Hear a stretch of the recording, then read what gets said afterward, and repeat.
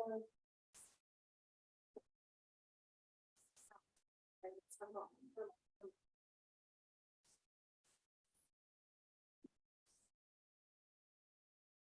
right, ladies and gentlemen, good evening. We see that there's some streaming going on different places, so we want to welcome you this morning. It's raining in good old North Carolina, so still have people filing in. As you can see, but we want to welcome you to the 2023 Youth Leadership Conference. So for everybody who is attending, we want to say thank you, welcome. We had a huge uptick in registrations for the event, so we just expect for people to file in. As they file in, either way, the stream's being recorded. It'll be accessed where you can go to the Live from the Resource Center TV on YouTube and watch it. You can go back to I Am Dope and the Clergy for Cures Facebook pages, watch them as well as the I Am Dope YouTube and watch. So we have a ton of talent that's going to be speaking to everybody today.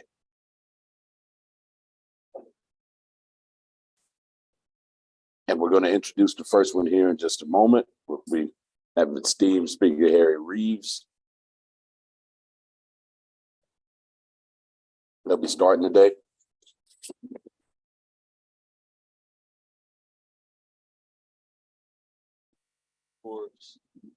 For the Senior Leadership Academy as well.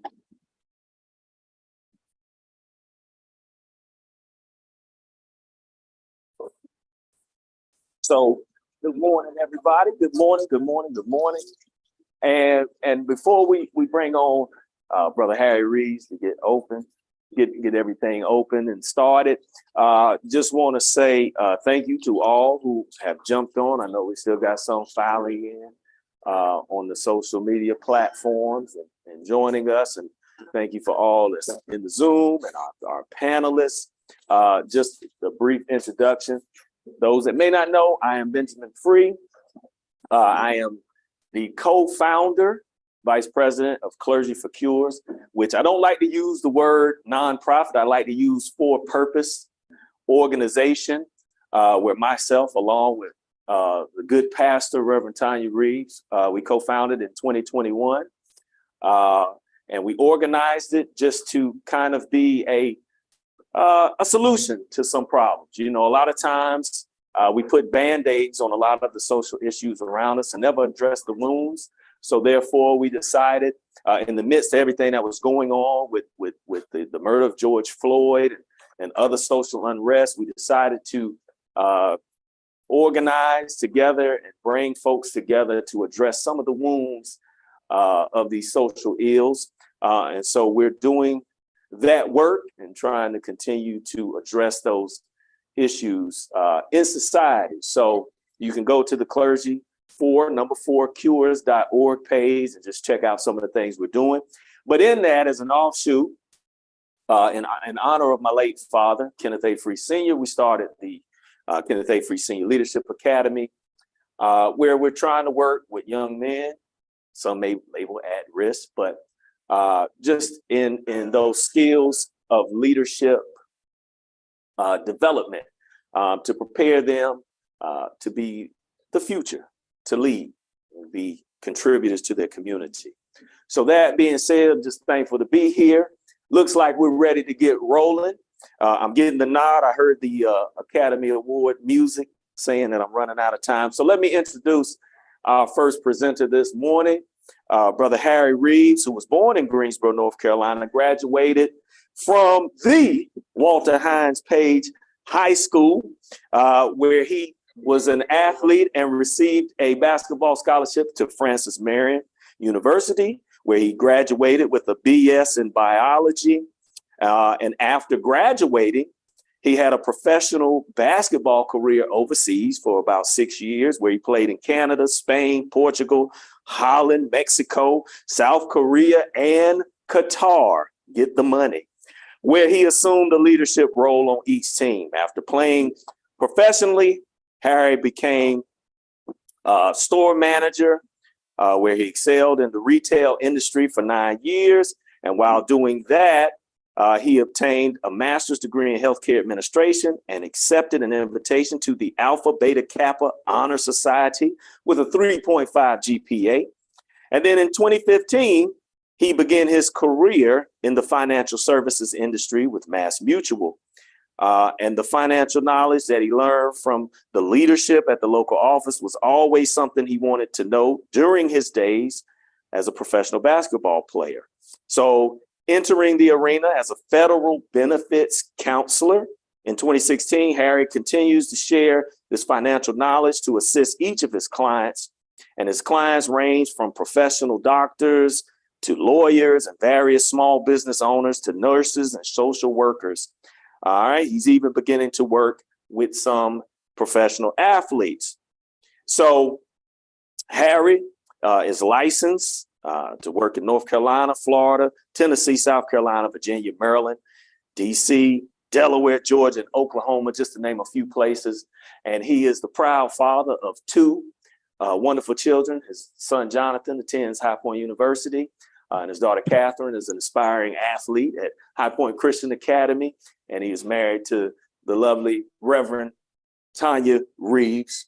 So without further ado, I want to welcome Brother Harry Reaves, the CEO, owner, founder of A Better Life Financial at this time. What's happening, Brother Harry? Thank you. Thank you, Thank you, bro. How's everybody doing? Hope everyone's doing well. We all right.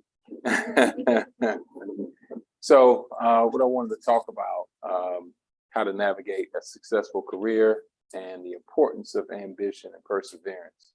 People don't achieve those goals because they don't have a realistic timeline. So, navigating from Page High School to Francis Marion University and aspiring to excel there on that level, I had to set goals, personal goals for myself. Keeping my grades was an importance, and also excelling in what I did. And so, even though I went to a D2 school, I did have interest from professional levels. So I was able to excel on that level. I had some interest from some NBA teams. Life happens. It took a couple of turns. And so I went into the retail management space, like being mentioned, and I had to set goals there. So I had to change my focus from what I learned as being an athlete, a successful athlete, into the business world. And so, after about 8 months, they promoted me to store manager, and I excelled in that area. So I had to just change my focus, right? So I just didn't have a goal. I had to have put some steps in place in order to achieve that goal. And so I achieved that goal, but not only that, I was a training store manager. So I was one of the youngest store managers for the company, and I became a training store manager. And once I excelled in that, I wanted to go a little bit further, which sparked me to get my MBA. And I got that while I was working retail, which was hard, but I had to stay true to my goals, right? The steps that I had to put in place. And even going into finances, sometimes life takes a turn. I had a internship with Cone Health System, which abruptly ended 3 months after it started. Internship was 5 of us. We were supposed to have a year, and we all only had 3 months. But that didn't deter me from what I was trying to do. Opportunity was presented to go into financial services, which was something I always wanted to know as a professional athlete. And once I got a hold in that industry and understood basically what it meant, I wanted to take a little bit further. So now learning the steps in that arena enabled me to be successful, but I wanted to take a step further, right? So I wanted to keep persevering in that arena, especially with finances. I think we're in better times now than we were before, but you know, a lot of people they start to hear stories nowadays in this age of information. You know, Black Wall Street was because of finances, right? And so it enabled our community when things were not integrated, enabled our community to build those resources. It was all because of finances. It was all Black Wall Street. Even here in Durham, we got North Carolina Mutual building still stands. That was part of Black Wall Street here in Durham. But it always started with finances and insurance. I'm saying all that because it sparked me to start my own company. You know, once I started to learn the basics, I was fortunate to be taught by a gentleman when I started Mass Mutual. He used to be part of the Black Panthers organization in Winston, and great guy, mentor, used to teach me a lot about finances after hours, and which sparked something else in me to learn more and to be able to provide this to the community. So a lot of folks that I did interact with, whether it was in the federal market or in the community, I would always give a basic foundation of financial empowerment or literacy, because it was important to me that people understood what I was talking about. Now, as a professional athlete at the time that I had started, you know, I began in '99 and started on my trek as a professional athlete. There weren't a lot of people to, you know, take you in by the hand and show you what you should do with your money. And the times that I would try to get that information, I was just told, hey, don't worry about that. You know, you can make the money and we'll take care of it. You know, and things happen that way, right? When you put a lot of trust in people you don't really know. But, and so it was just important to me for breaking these things down for people so that whenever I did talk to them, it wasn't what I was telling them to do. We can actually have a conversation and they have an understanding of the basics. And now we can talk about what you could do to help achieve your goal. So that's what sparked me to start A Better Life Financial Group, which the slogan is, when's the best time to start a better life? It's right now. You know, whether it's 1% better, 2%, 50% better, we're always trying to progress, right? It's not the best, right? It's not the perfect, but we want to strive to always get better. And so whenever you persevere, you can obtain and achieve the goals that you set out. But it's important to write them down, but not only write them down, mark off the steps that's going to get you there. And that's what's important. Maintain your grades. It's always important. But I just always thought, and it was always brought to my attention, that no one ever achieves their goals because they just don't have a realistic timeline. How am I time-wise? Oh, Good. You good, bro. You good. Okay. Good. Yeah, about 15. Keep going.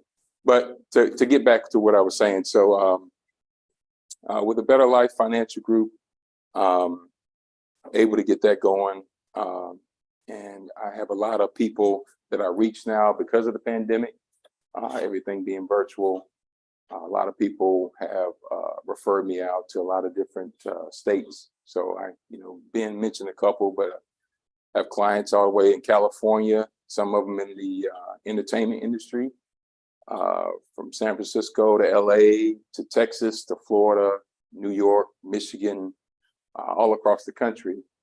And I'm able to bring on people aboard and work with them, show them how to sit down with clients and explain the same steps that I do to help people achieve the goals that they're trying to obtain. And one of the mottos that we have at A Better Life is that your goals become our goals. Once we take ownership and can help map out the direction that you're trying to go, then we all gain success in that manner. I'd like to open up the floor for any questions. Sure. As you say, financial specialist, what is it particularly you focus on, and how is it relevant for young people, as far as their future, as far as what they can do to prepare?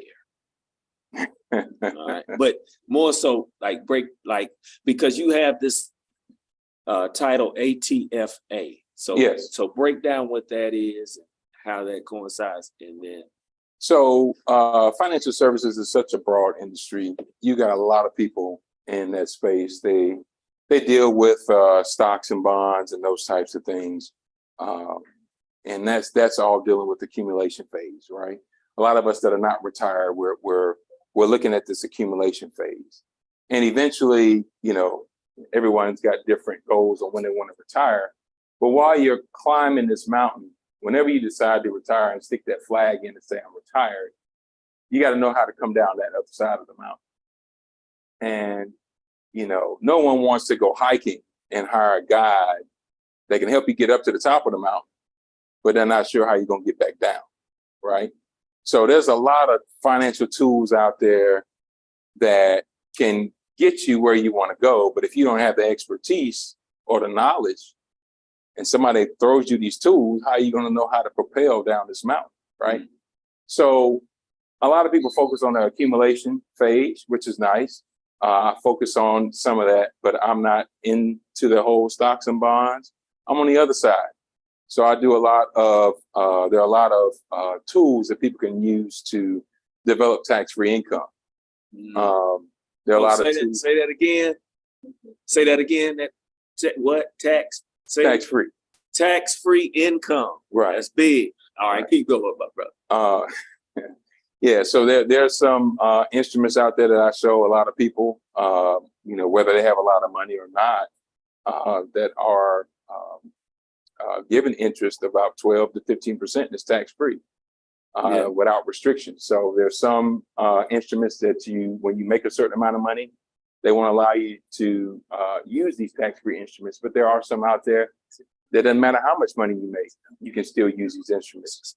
But tax-free income, how to reduce the taxable income, because when you do retire, it's not how much you make, it's actually how much you get to keep. And so I educate people on the taxes that actually they incur when they become a certain age. So a lot of people don't know, and I didn't know until I found it out myself, right? We only know what we know. That there are a lot of taxes that are put in place when people turn 65. And so they're not aware, and it affects their cost of Medicare, and it affects their Social Security. I've had a lot of people send me Social Security statements they don't even receive because the cost of Medicare or insurance in general. So I focus on tax-free tools, how to reduce taxable income, how you can, you know, reducing that taxable income, you can actually double your retirement income. Some cases 30 to 50% more. And some people eliminate the taxes altogether. So I'm on that side. So a lot of folks that have a lot of accumulation, which is nice, and then they start running into these tax problems after 60 or 65, they look for people like me, because with an ATFA designation, I'm an accredited trust fiduciary advisor. So we do a lot of things. I work with actually tax attorneys, help people with estate planning, help people with retirement strategy, because we want to get you out of those high tax brackets, and there's ways to do that. But, you know, that designation helps me to do that. So, so we try to make sure Uncle Sam doesn't enjoy the money more than you do. right, Amen. right. Baby got up. Sure. So I got about 4. Uh-oh. I'm asking. Okay. I'm willing to bet that there's not another financial discussion with Africa marriage going on this movement, on social media or in person. I'm willing to bet it. And what I find with myself and others is that we don't discuss finances, bank accounts. We don't discuss stocks, bonds, insurance, what you specialize in. From your work, why are we so in the dark? Because everybody should have this on, from the young to the old, what you're talking about. Because this is not table conversation for us. Why don't we discuss it? Why don't we know it as a group that needs it more than anybody? You know, that's a good question. I mean, I think, you know, a lot of this information, you know, you only know what you know, right? And so even if I go back to myself, when I played professional basketball, I only had people in a circle that I would talk to about my finances. And, you know, that was, you know, people in our family, right, or friends. And I never forget, I called somebody from Spain, and I was like, hey, man, I'm trying to find something to do with this money. You know, the first thing they told me, so-and-so will sell you this Corvette for X amount of dollars. And that was somebody that I trusted. And so I had to look at the phone. I'm just like, man, these knees not going to keep playing forever, right? I'm trying to, and they kept talking about the material things that I could buy, and I had to hang up the phone. So, you know, I think, and it, you know, from my perspective, this is some stuff I talk about on the side, but from my perspective, I mean, a lot of things that we used to do, you know, those things were taken, right? We couldn't get the education, we get it now, right? Couldn't get the jobs, a lot of us get it now. And I think part of that financial information was something that we used to have, right? But, you know, all of that was taken. You know, once integration happened, a lot of big companies came and took these agents out of who were successful, and that was taken out of the community. So that wasn't a conversation that was had a lot in the late 70s and 80s. And, you know, that's just me talking, right? So, and I think now with social media, a lot of people are talking about that. I go on social media now, there's people talking about trust. Not certified to talk about trust, but hey, everybody's talking about trust and the things that you can do. And a lot of people are excited because they're like, they never heard that, right? And you look at a lot of people nowadays, like Chadwick Boseman, very successful actor that passed. He didn't have a trust. People are talking about it because all of these assets go through probate. And if it goes through probate, it can cost a person about 40%. Prince didn't have a trust. You know, a lot of people think it's good to have a will, which it is, but it doesn't keep you out of probate. And so I think a lot of people are now talking about it now because people are starting to see the effects of why these things happen. And then people question, why do you have this in place? And it goes back to your question. Why aren't we talking about it? And it's a good thing that we're talking about it now. Yeah. So most of our families don't deal with things like this until grandmother dies. Right.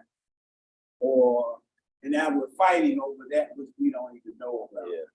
So we're learning it at the time, you know, which is probably the worst time to learn it. So, and even our athletes talk about, my question is, they're usually broke 5 years after they leave the NBA or the NFL. Right. Had you heard that, Rob? You knew that. Right. Wow, and we're in the home of North Carolina Mutual. Yeah. Right. Life insurance, so they tried, but we didn't catch on. So do you go to schools? Will you go out to meet people where they are? Yeah, I will. Actually, right now, I'm in the works with one or two of the counties here in North Carolina to put something together. I actually had put together a financial program. So I actually have a program that I've written out for 2 years. So I'm actually in the works right now to implement that. I've got some materials that I'm putting together because just me personally, I just think that this information should be in the community. We should know more about that, and things go well, then I can. He's willing to refer me out to several different states. I've already had a talk with a couple other states, but yeah. So this is, I think it's something important that we should talk about. We should know before grandmother passed, or anybody for that case. But through those experiences, though, right? You become aware, so you can actually make changes. I got one thing, because I know we got time. Where we at? We got about 5 minutes. So, all right. Good stuff. Just from because that's big, because a lot of times, to the point of grandmother dies, or especially we talking retirement, as I get closer, in my physics now, I want to think about retirement. And then when I look at, what it is I'm going to receive, and look at that, as most people know, you end up what? You retire, but you end up having to go back to work, right?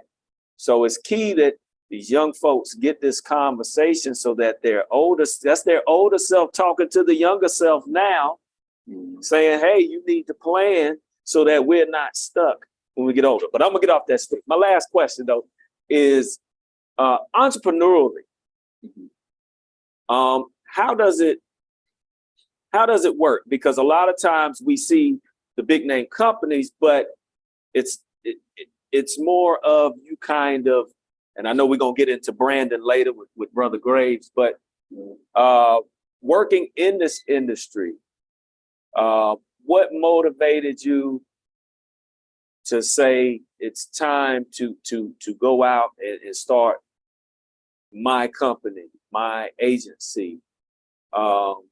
Like, what brought you to that point with A Better Life Financial? Like, was it based on the needs, or is it, because we know in the industry you're basically working as your own boss, right? Right. But what brought about that need for A Better Life Financial? Well, it's just something different from your mainstream companies, right? Your Mass Mutuals, your Northwestern Mutual, New York Life. They're providing tools for people to use in general, but for a better life, I wanted to start that because I actually wanted to have an impact on each person that I talk to give them a better life, right? If they gain knowledge of financial literacy or financial empowerment, and they started to learn this type of information, right? Knowledge is power once you apply it. But once you start to learn it and you begin to apply it, that moves you towards a better life. If you're set up a certain way, I got systems that's based off of academia and science that I can input numbers and it will show you different options of what you're doing now versus what you can implement that can help you get towards a better life. So everything that I was doing, as far as I was already educating people when I met them, and I had some colleagues they would come to me because our conference room at the time, it was all glass, so anybody could see what I was writing on the board. They're like, man, you giving away this information for free. And I looked at them, I said, man, this is information that we all need. I said, so, it's not your client, but it's the person it's my client. So I can do with my client what I want. So if I want to try to empower them, and when we get to that discussion about how we're going to implement these goals, we can discuss how this works, and that'll give them more confidence in knowing how we're going to get there. Because a lot of people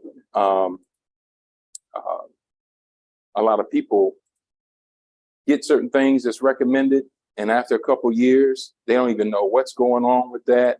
And if somebody else comes in and recommends something else that seems like a good idea, they'll drop what they were doing just to move on to the next thing, which probably wasn't a good idea to start with. But to answer your question, I wanted to start the company A Better Life because I believed in that. That was something that was in my heart to do for not only for you, but for the next person or the next person, whoever I talk to. And so, you know, if their family sees that, the community sees that, then that's something that I can provide that's totally separate from a New York Life or Mass Mutual or whatever financial group, because I'm aspiring to give someone a better life than what they're doing right now. So that was the whole purpose of starting that. Right. We got one more. Couple more questions. So for the group that is watching, because our team is it consists of 14, 15-year-olds here and there, so they're young. Sure. This could sound like Chinese to them. So give a basic brief explanation on what's the importance of having a basic fundamental understanding of how to manage your finances. Especially if you have kids who come with a socioeconomic background, but they all have the same financial goals, regardless of whether they come from fluence or not. What's the importance of having this basic understanding of how to manage? The basic understanding. So a lot of what I do also includes budgeting. So I do start off with that, and I break it down into a chart. And you have to know how to manage your own money, you know, each month, right? Because you have kids that will leave the home, they go off to college. And, you know, if they're working in college or not working in college, you know, even if you're an athlete, if they're getting a certain stipend, you got to know how to manage money. If you don't have the basic understanding of how to manage your own finances, then you're stuck in that generational curse, right? You didn't learn it at home. You're not learning it in school, and you're still continuing through life, not even understanding the basics. So it's important to get the understanding the basics, how to budget, how to manage your money, what should be paid, you know, what's needed to be paid versus a want. So I talk about needs and wants. Some people want to put wants over needs, and then they get into buying. So understanding the basics of finances, the basics of budgeting, and how to budget money, that's important. And so that's why, even for young folks, it's good to know it at a younger age, so you create a habit. And people create a habit after constantly doing something for 3 to 4 weeks. After 3 to 4 weeks, it becomes a habit, and that's how you create good financial habits, young and old. That's saying something about habits. The people that do be rather scared. Won't be scared no more. So there you go with that. But I'm real quick for the parents. At what age should they begin driving interest into their kids about financial goals? As soon as possible. They should start at a young age. 9, 11, 13. You could even start at 5, right? Or, you know, some people give allowances, and you can make it a weekly meeting, right? You know, if you're giving allowances every week, how are they spending it? And with the parents doing that, that actually helps keep them in habit, right? So when you start creating that and it becomes a habit in the child, then each time they get money, they actually have an understanding of what to do with it, how to put it in the bank account, and those types of things. You know, I have a 19-year-old son and a 14-year-old daughter. They've had bank accounts, and how to understand and manage money, how to go to an ATM and those types of things. So, or how to deal with transactions in the bank. I don't know if they do that in the school now, but I know at one time they were trying to take cursive writing out, right? Yeah. People didn't know how to write checks. So yeah, if you can start it at a young age and create a habit, I think that's helpful. We got 60 seconds, so I gotta ask Sure. you questions first. So You get $300 Christmas birthday for the hand. That's a little pair of ducks that you grow out of them for the year would be sufficient, or is there something else? Invested in a pair of what? Good question. Shoes. Oh. Hypothetically speaking. I don't know Yeah. that person. Well, so, I mean, so, birthdays, a portion of that should be, set aside, but, another portion, get what you want, right? It's your birthday, you should always celebrate, I'm not one to say you need to be investing all of it. I mean, it's a birthday or Christmas gift, get what you want, but then, do put a portion of that aside. Yeah. Well, All right. if there are no more questions, give brother another round of applause, my brother. And I'm gonna put it to you like this: this brother has such an impact on me in setting my future up and preparing stuff to put my family in a better position and everything. I ended up going to work with him. So I am also a part of the A Better Life financial team.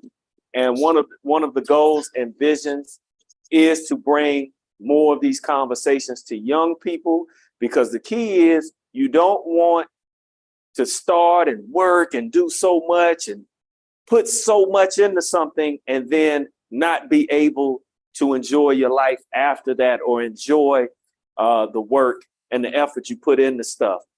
So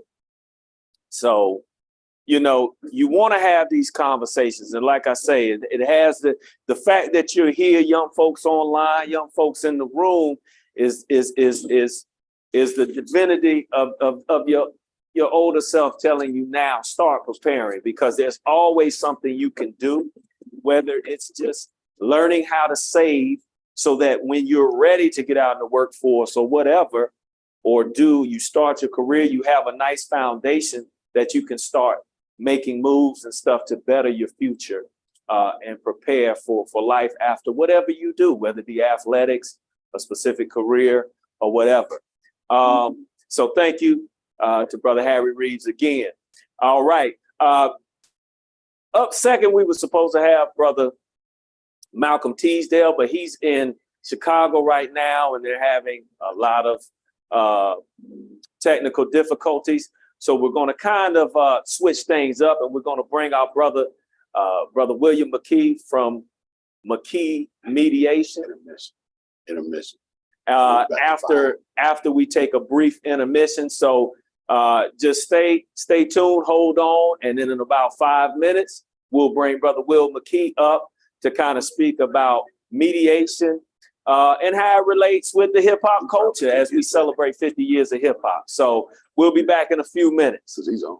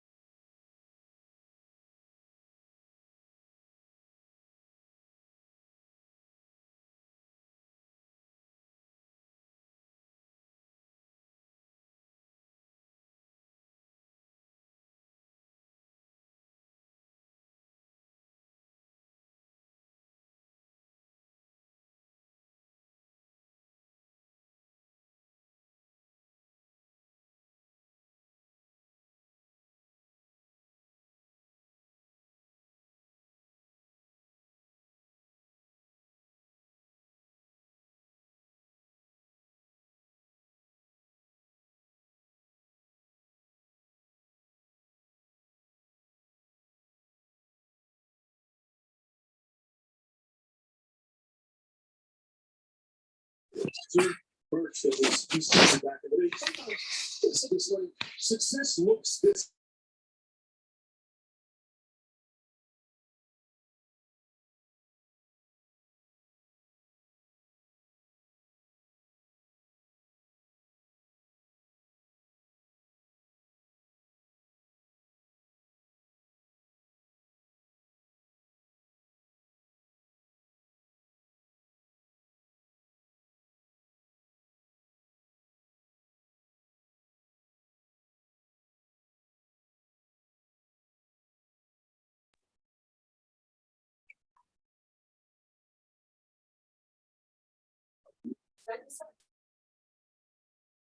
Still all good. Does it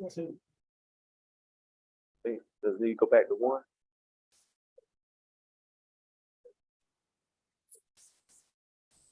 Okay.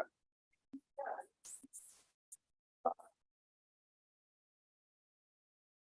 right.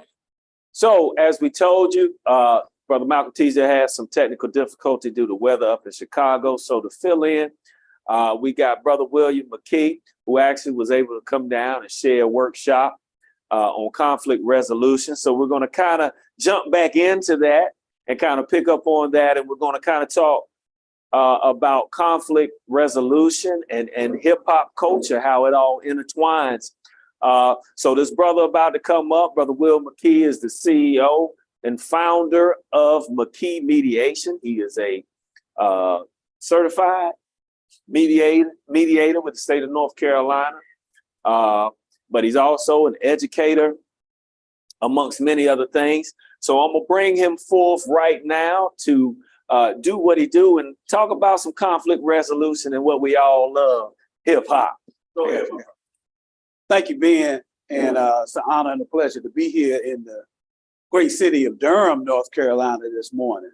I do want to extend a greeting for Brother Malcolm Teasdale, who could not be with us today. As being said, they are suffering some weather challenges up in the Detroit, Michigan area, which prevented him from doing this workshop. But what I'm going to do is I'm going to do a remix of a workshop that I was blessed to do with the Bull City Bruins organization, travel team, AAU travel team, and the I Am D.O.P.E organization here in Durham, North Carolina. I did a presentation a few weeks ago called Conflict Resolution. And one of their star players, Brother Robbie's here, he was there. And so this morning, kind of freestyling, filling in the space, but glad we're in the place. So what we're going to do, the way I'm going to approach this is we're going to look at conflict resolution as an imperishable skill, a skill that you have to navigate our streets, the workplace, your career. And by the look of CNN, MSNBC, and any major news outlet that you can see, our world really needs conflict resolution. We have war brewing in the Holy Land at this time. Palestine and Israel And we tell our gang, so-called gang population, young people in our schools, that they need to find a way to get along and make things work. And our nation states are not even doing that. So this is desperately needed right now. I pulled up, for example, in hip hop, this is the 50th year birthday of hip hop music. And I just Googled, Brother Harry, the number of rappers that have been killed, murdered. And this was just a wiki page, which we know is an open source medium, but it's accurate. And it went all the way back to Scott LaRock. For those of you that don't know DJs, you know Scott LaRock, Bobby? I'm sorry. You said no. You know DJ Scott LaRock. Scott LaRock, for those who don't know, for our younger audience, is the co-founder of BDP, Boogie Down Productions, which consisted of Scott LaRock, D-Nice. I know my older heads in here. D-Nice saved us during the, oh my goodness, they got the PowerPoint. I got 2 hours to go there. I'm sorry, Kevin Graves, you're gonna have to wait. I know you're a superstar at all that. And you lecturing in Paris, France and all that, but I think I'm gonna have to do an hour and a half. Got my slides. So when I Google rapper murders, it went all the way back to Scott LaRock of Boogie Down Productions. KRS-One is a brilliant teacher. He's still on the scene, right? Legendary rapper. As I said, D-Nice, who performed for the First Lady, Michelle Obama, saved us online during the pandemic. You know him now with the nice brim that he wears.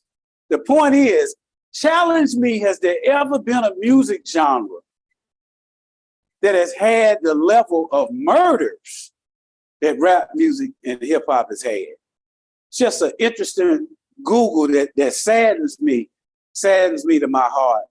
So it's pretty evident and obvious that this subset of a community, not that it's all our fault, because we live often in conditions that create the perfect storm for murder. Murder was the case that they gave me, is what they said on the West Coast. Compton, Long Beach, Watts, South Central Los Angeles. Beautiful people out there, brilliant people out there. But the socioeconomic conditions of that community, along with the proliferation of guns, creates an impoverished environment. People are poor. As Ice-T said on YouTube the other day, when rappers come to Los Angeles, they have money. And the thousands of so-called gang members that are on the ground don't. And in our world, we are pushed to take material things when we don't have them. So I just want to go over a few conflict resolution principles that hopefully are applicable to your work career, your classroom, definitely applicable in hip hop and in urban America for sure.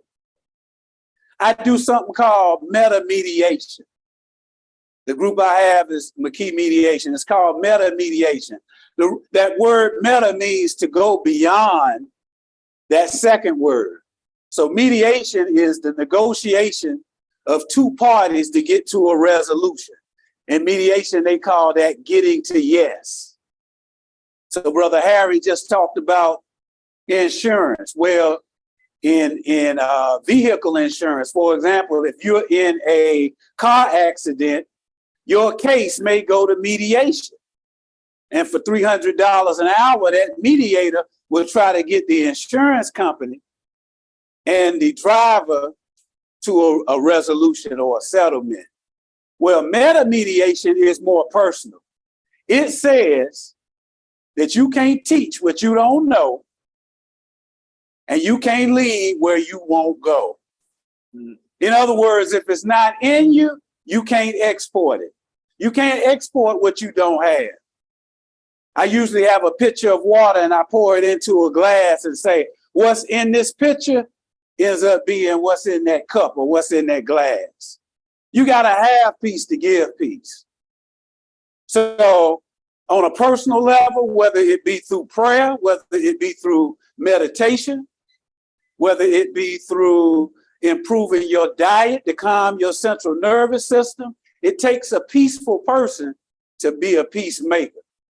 Like the good scripture says, and blessed are the peacemakers. We also have the saying from an ancient Chinese proverb that says, tell me and I'll forget, show me and I'll remember, involve me and I'll understand. We have to involve our world, our communities, our people in the projects of peace. We have a Department of Defense with the federal government. Why don't we have a Department of Peace? So if you look in the Israeli-Palestinian situation right now, some people are pulling for the Palestinians to come out on victorious. Some people are pulling for the Israelis. Who's pulling for peace? Blessed are the peacemakers. We look at transformation over transaction. When we're talking mediation, going through your own in work situations, on your job, or if you in education, transformation always trumps transaction. We live in a very transactional world right now. The world of barter, the world of mercantilism, the world of commerce. I pay you $10, you give me a $10 worth of a good. But we don't deal much in transformation. Transformation is the process whereby, you know, it's Robbie that you say, I'm gonna sign with Stanford University, or I'm gonna sign with Howard University. Robbie's a very good excellent high school ball player in Durham, North Carolina right now. Any colleges out there, you'll get a scholar, a gentleman, and a great ball player if you sign it. But it's a difference between Robbie going to Stanford University out in the Redwood Forest of California. They played last night, so they're probably on my mind. The transaction is he goes there, signs a basketball scholarship, gets 4 years of education if he doesn't leave to the NBA early. I know the parents might not mind. Kevin Graves gonna talk about that. But that's a transaction.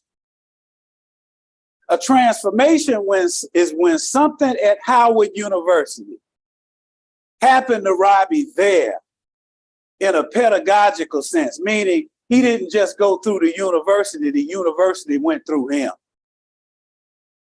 So the moment he stepped foot there in Northeast DC, the spirit of Spotswood Robinson went through him. Those were some of the lawyers that were on Brown versus the Board of Education case that desegregated our nation's schools prior to 1965 in the mid 60s. We were in separate schools because of Thurgood Marshall, Spotswood Robinson, Charles Hamilton, Houston.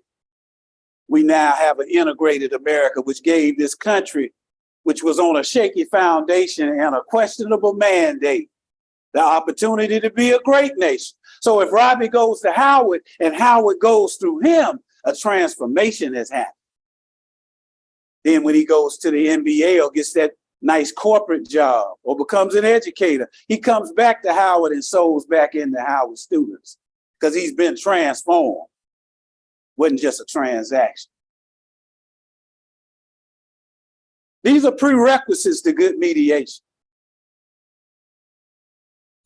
And we also want to practice that ancient Egyptian mantra of man, woman, know thyself. You got to know you. You got to love you before you can love somebody else. So let's go on to that next slide because I'm about to preach myself happy. Let's see, slide number 2 with the clock. I put this clock on the slide because the rapper Flavor Flav used to wear a big clock on his chest. You remember that, Harry? You probably had A Nation of Millions to Hold Us Back album on your dresser in your room. I know D did. He thought he was in Leaders of the New School, I'm told. Yeah. But he was down here with us. Big shout out to D. I had 2, number 1, early intervention.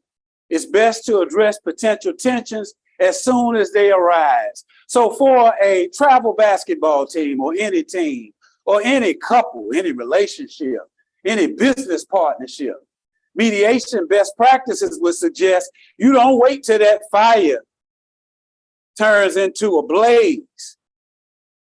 You look at tendencies and body language and comments of the family and say, hey, I feel something brewing in you.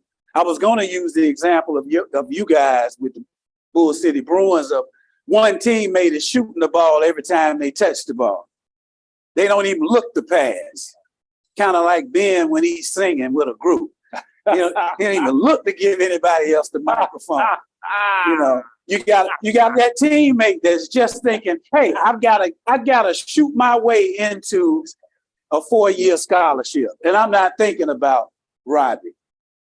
When I see that creeping up, a good leader will step in with a mediation lens and say, as a team, we have to talk about this. As a couple, we have to talk about this. Baby, you ain't been home in 7 days. I ain't seen you. I think something might be wrong. Yeah, there's something wrong. Oh, yes, boy. Oh, yeah. Next slide. Let me get off that. I get personal on that. I ain't seen you in 2 weeks. But they saw you at the club. Slide 2, participation. It's generally best to bring together all parties involved in any given dispute to have them learn to do the win-win waltz. The picture is Magic Johnson and Isaiah Thomas. Those brothers didn't speak for 20 years. Those brothers didn't speak for 20 plus years. And we do, this is a key mediation principle. We do more talking about each other behind the back of the person in organizations, the meeting after the meeting. I got a problem with Brother Harry, but I've never told Brother Harry. Somewhere in the scriptures it says if you have a problem with somebody, you address them. And a lot of the civil wars we face in families between nation states is the fact that the parties don't get together. In international diplomatic parlance, we call that the olive branch. The olive branch in the Middle East represented a plant of peace. To say, me and Brother D have been chippy with each other lately because he out-argued me on one of the shows about the New England Patriots. and my argument just wasn't strong enough. He just had the facts on his side. But instead of telling, man, I'm really upset at you whooping me like that, I just started acting funny. That little way about you, start acting salty. We don't want to do that in organizations. We want to say, Brother D, we need to talk.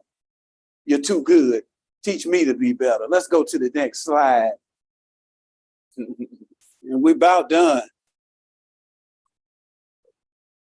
So that next slide is dear to my heart.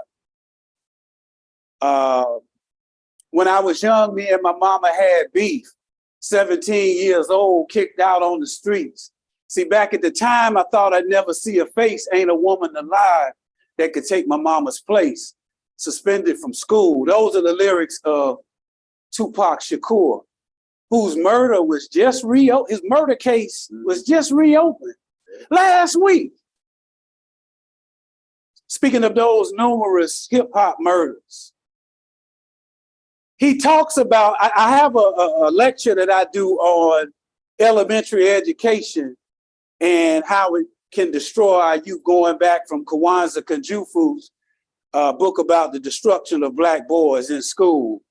He references elementary school. He said, who think in elementary, hey, I will see the penitentiary one day, the school, the prison pipeline, talked about by that patron saint of the streets, Tupac Shakur. Then Biggie comes back in the preamble of his song, Juicy, where he starts the song off talking before he raps, where he says, this song is dedicated to the teacher that said I wouldn't amount to nothing.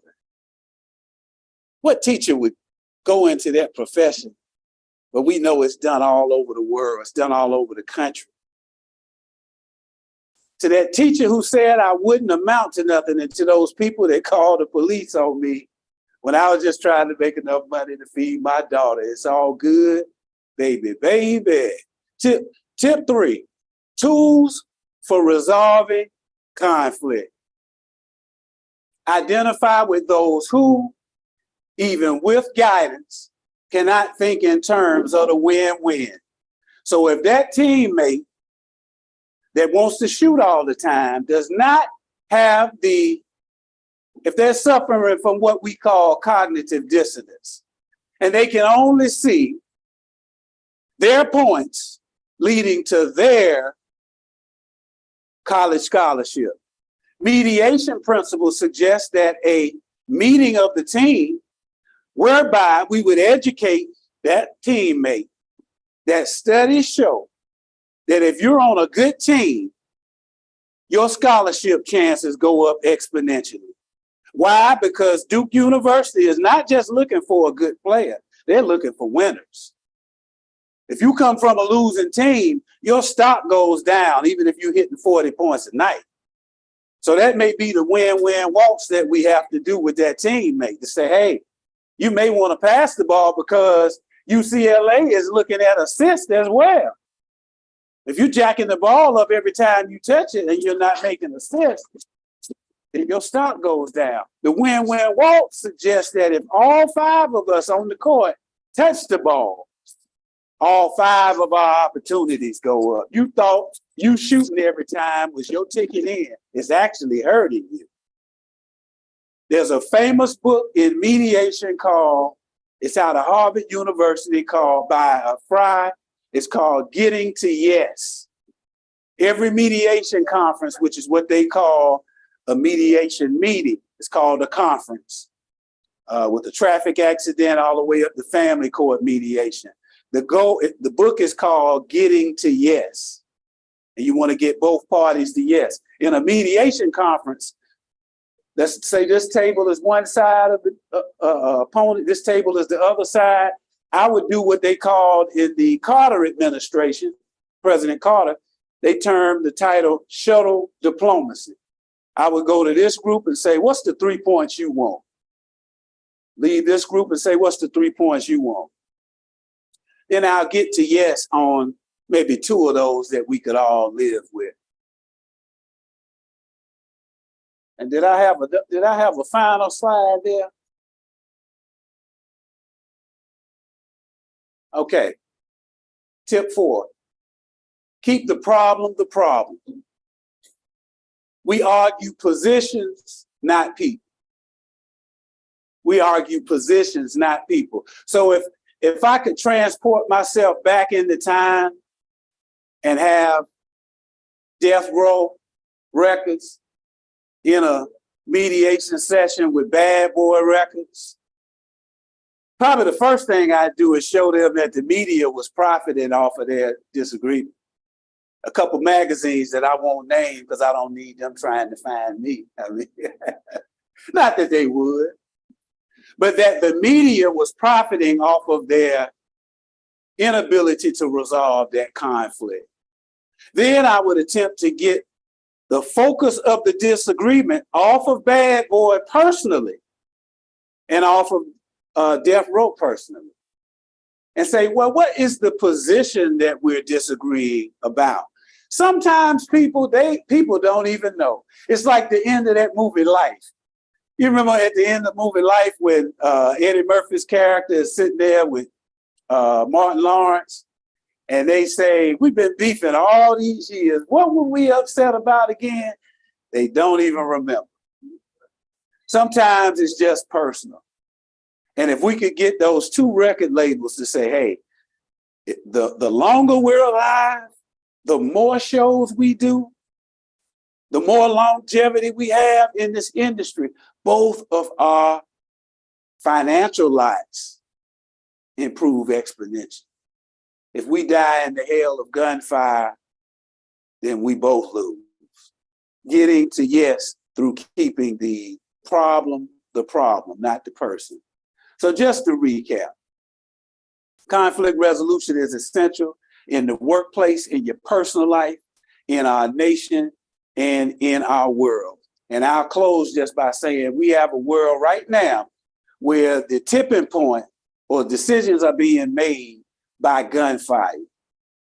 we will arrive at that beloved community place that Dr. King talked about if gunfire is replaced with what I call prophetic fire, where who we are as human beings and our humanity will prevail over conflict. And I appreciate these few minutes with you. And hopefully this provided something to your journey at becoming a better citizen, a better professional, and a better ball player. If you can embody these principles, I know coaches personally that would sign a player that's good in the clubhouse, that's good with teammates, that's a team player over 40-point score that's just disruptive. So prayerfully, this provides something that you can use. At that time, I'm gonna yield back to the officio. Yeah, we're gonna do a brief intermission and then we're gonna move in. You need me to to, do some more? break. Okay, let's go. Slide number 6. I'm sorry, D. I apologize. No problem. We'll be right back with everybody. Stay tuned. Got conflict out of the conflict resolution person.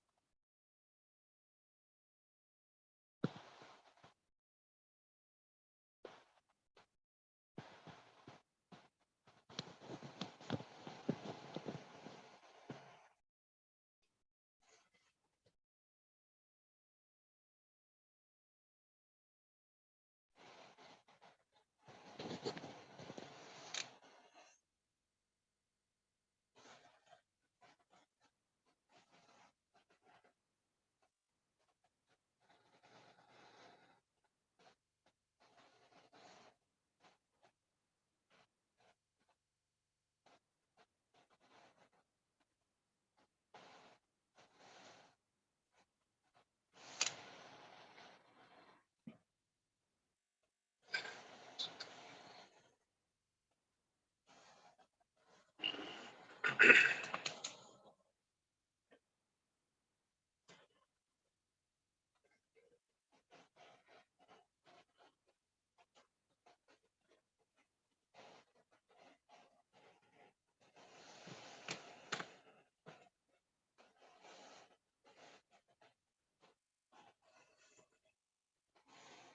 said in the 80s for welcome back, Carter, welcome back.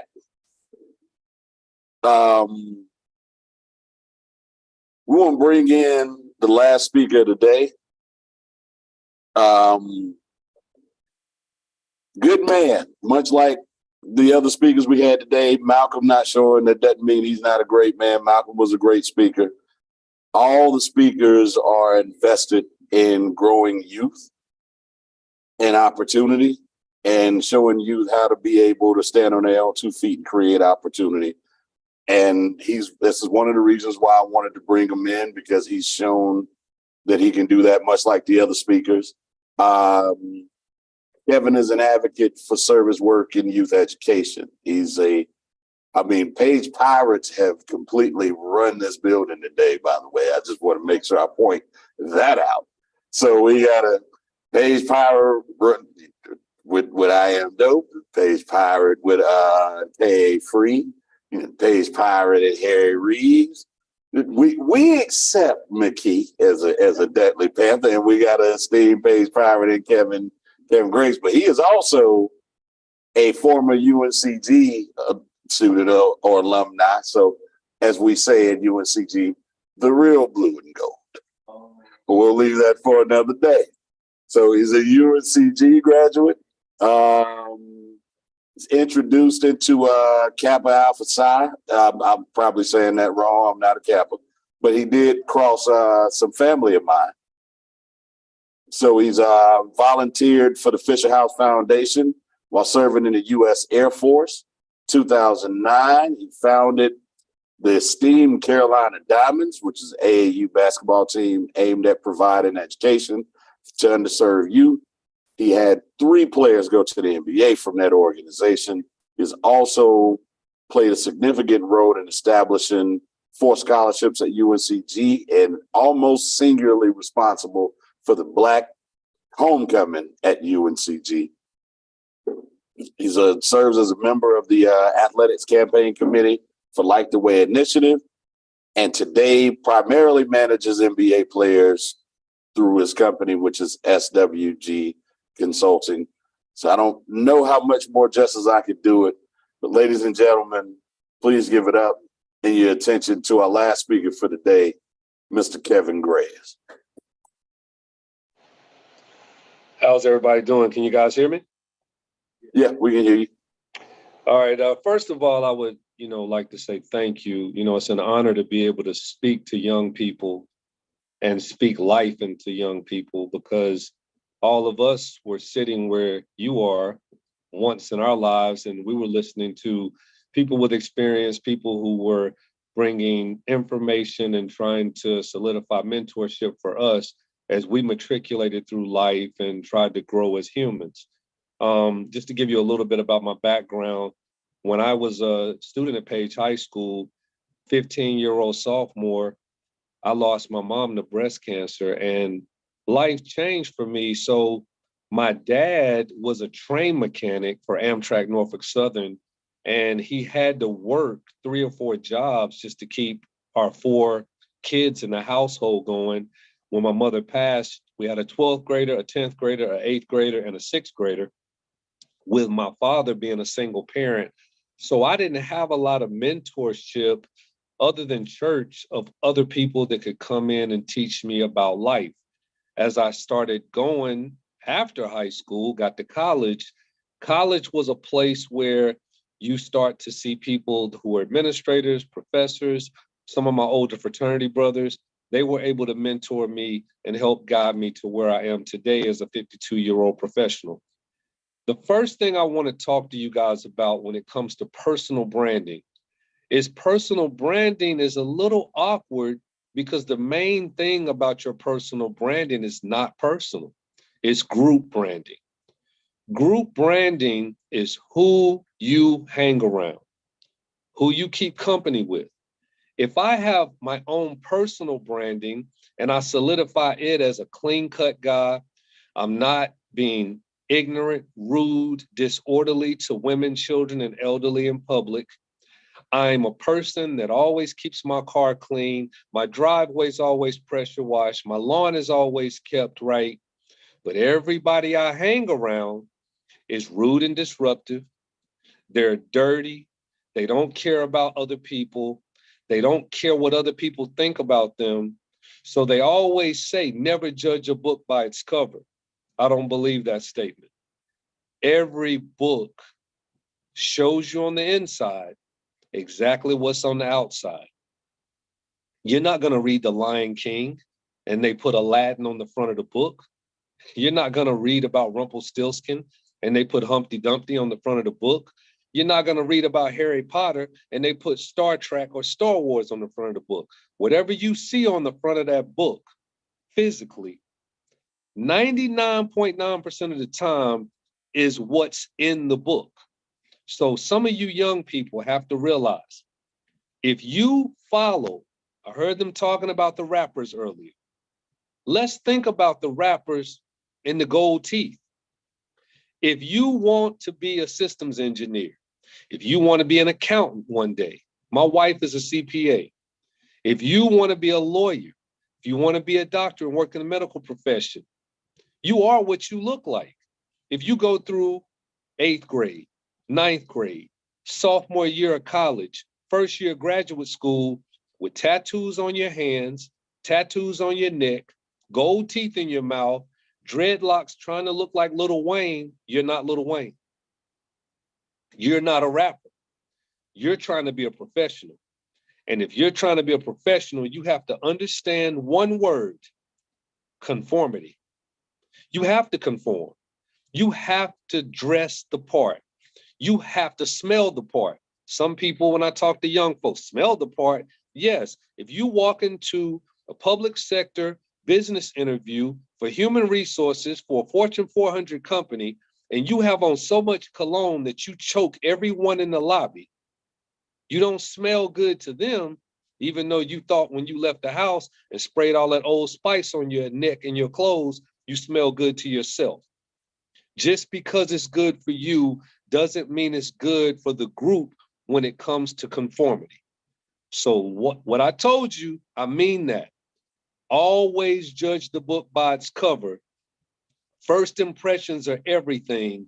If I see you in Four Seasons Mall cursing loud, being disruptive, getting mad at a store clerk for no reason, being belligerent, and then 2 years later, I see you sitting in my office wanting a job from me. You never know when you create a memory, good or bad. I don't know if you created a memory in my brain that I never forgot your face because you were pleasant. I don't know if you created a memory in my brain because you did something so crazy that I can't get it out of my head or my sight. When you develop as a human being, we talk about middle school, high school, that brand that you're developing, don't do something that you have to recreate 10 years down the road. Don't be the person that's like, I don't need to learn to speak the Queen's English. I can speak Ebonics. I don't need to learn an email system. I can send attachments through email and speak like I'm talking to my friends on text. That is a huge problem, young people, in today's society. When we grew up, we had to learn how to diagram sentences, noun, pronoun, predicate, nominative. We had to learn, please excuse my dear Aunt Sally, the FOIL method, algebraic equations, trigonometry, everything. We learned a structured system. Now, education is not teaching structured systems, and kids are using their own systems to think you can bring that stuff into a corporate business sector. I'm a huge professional. One of my pet peeves is young people texting me the way they would talk to their friends in the hood. And I'll be honest with you guys, I'm a 5149. You want to know what a 5149 is? I'm 51% intellectual and I'm 49% hood. I don't know when I'm going to bring out either one of them, but I know when I'm in front of people in a professional manner, I'm 100% intellectual. You have to learn to be a chameleon.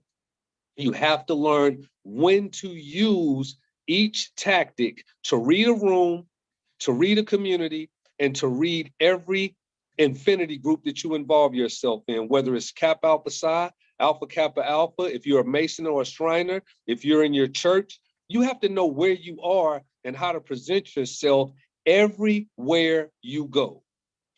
To me, I say this, your network, starting in middle school, will become your net worth. Your network will become your net worth. I met people when I was 16 that I still communicate with now through sports. Ralph Sampson was one of the best college players to ever live. He was almost Victor Wembanyama before Wembanyama. He's 7'4¼ and had guard skills in the 80s. 3-time National Player of the Year. I met Ralph at a basketball camp. Till this day, I still talk to Ralph about business deals and was with him in Washington, D.C. 3 weeks ago.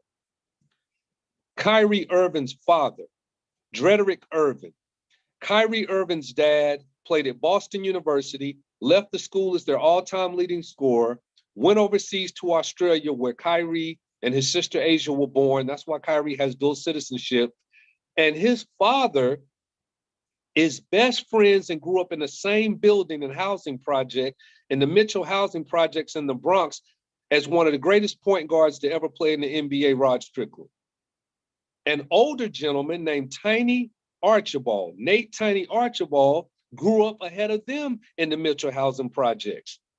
Gary Howard, who was one of the greatest Black sports journalists ever, that gave Stephen A. Smith his first job with the Philadelphia Inquirer as a writer, no lie, grew up in the same Mitchell housing projects as Drederick Irving, Kyrie's dad, Rod Strickland, and Tiny Archibald. So think about full circle. If you're acting ignorant in front of Tiny Archibald, you have no idea that he knows Dred Irving and that Dred Irving is Kyrie's dad, and that he can talk to Gary Howard and Gary Howard can tell Stephen A. all about you because of your early ignorance. And now you're trying to get a job as a journalist with the Milwaukee Tribune, and you can't get a job because the word travels. It's only a few degrees of separation and the word travels. So the next thing I want to talk to you guys about is planning. You have to plan your life out, who you're going to be, where you're going to go. If you know you want to be a traveling nurse, you need to start studying botany, biology, chemistry, organic chemistry, anatomy, and physiology a lot harder in high school than the guys that are playing PlayStation. You have to know who you're going to be down the road. There's a saying called the 7 Ps. Prior proper planning prevent piss poor performance. There's a saying called the 12 Ps. Prior proper planning prevent piss poor performance, and piss poor performance promotes pain. We don't know how that pain is going to come later, physically, mentally, emotionally, financially, spiritually, or socially. We don't know how it's going to come, but if you don't properly plan, you're in trouble. And if you fail to plan in life, go ahead and plan to fail in your future. Let me tell you that again. If you fail to plan early, go ahead and plan to fail late, because you will fail and you will stumble until you understand that there are direct rules and indirect rules associated in our society to a level of success that some kids want, but they don't know how to obtain it because they cannot get out of the way of vices. What are vices? I smoke weed. What are vices? I drink all the time. And now, because I drink, I get a DUI. I got to pay for that for a long time. We have to understand vices are hanging out too late. A lot of bad stuff happens after 12 midnight at nightclubs. Just look at the news media. Think about the things that you're doing when you leave the house each day. Think about every day your personal brand is, if you get a DWI or a DUI, it affects the way people look at you. If you're high on your job, it affects the way people look at you. When I taught I taught physiology in the U.S. Air Force for 8 years to pilots and air crew members. I couldn't come to work high. And the last thing I want to talk to you guys about is personal finance, because Gene talked about it earlier. Okay, your personal finances affect you because now if you get municipal jobs like working for a sanitation company, the police department, the clerk of court's office, they're actually going to run your credit report. So if you're that person that wants to be branded, don't brand yourself by always looking like you're rich and being poor. You would rather look like you're poor and be rich. Too many young people walking around with Gucci belts on with no money in their bank accounts or savings. Too many people walking around with Cartier shades on. You can't afford Cartier shades. And I'm gonna do this before I open up for questions. I look like Kevin Graves right now. I have on my glasses. I can't stand to see young people walking around at nighttime and inside during the nighttime with shades on indoors. Because when I see you, I'm like, he thinks he's cool, but we can't see his eyes. So he might be hot. So I go from Kevin Graves here. This is a different Kevin Graves. I might think this is cool, but I don't need to walk around like this at nighttime while it's dark, while I got shades on, walking around in buildings at games with shades on. All of this stuff is looked at by people that are older, and we evaluate these things. I talked about the Gucci belt that costs $900 when you could get you another belt at Belk and Leggett. We talk about Cartier glasses. I get these for free because I work in sports. These are $1,600. I don't pay $1,600. Here's a set of Ray-Bans that are $200. I didn't pay for these $200. I can go to Target if I can't afford it and I'm trying to climb in life. I can get me some shades for $12.